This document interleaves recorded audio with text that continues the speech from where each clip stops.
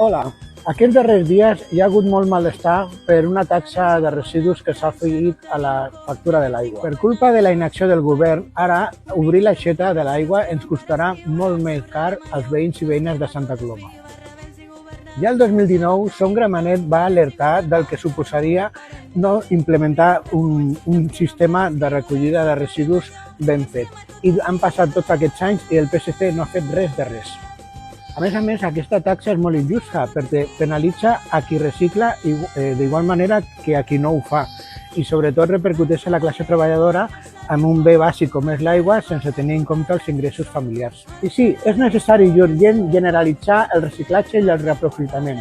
Per això, des de la CUP Gent de Gramenet proposem un nou sistema que es faci de forma participada i que tingui en compte les particularitats de cada barri articulant respostes diferents.